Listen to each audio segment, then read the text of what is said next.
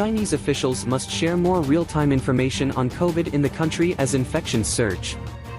The World Health Organization, WHO, has said many of the country's strict restrictions have been lifted over the last few weeks, but cases have soared and several countries are now screening travelers from China.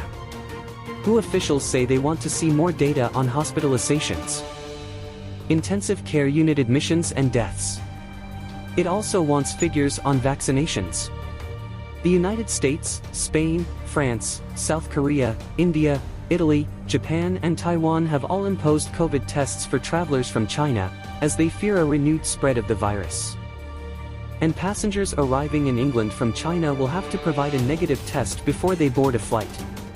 In a statement issued after talks with Chinese officials, the UN Health Agency said, WHO again asked for regular sharing of specific and real-time data on the epidemiological situation, and data on vaccinations delivered and vaccination status, especially in vulnerable people and those over 60.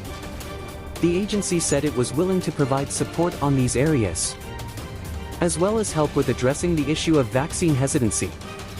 It also stressed the importance of monitoring and the timely publication of data to help China and the global community to formulate accurate risk assessments and to inform effective responses. WHO's Technical Advisory Group on the Evolution of COVID-19 is set to hold a meeting on Tuesday.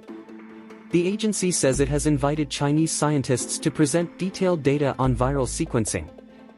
It says it is understandable that some countries are imposing fresh restrictions on people traveling from China. The sudden lifting of many of China's restrictions follows November's protests against the government's management of the disease. Until then, China had one of the toughest anti-COVID regimes in the world, known as a zero-COVID policy. It included strict lockdowns even if only a handful of cases had been found, mass testing in places where cases were reported, and people with COVID having to isolate at home or under quarantine at government facilities. Lockdowns have now been scrapped, and quarantine rules have been abolished. People are now free to travel abroad again. Cases have since been on the rise, with the Chinese government reporting about 5,000 a day. But analysts say such numbers are vastly undercounted, and the daily caseload may be closer to 1 million.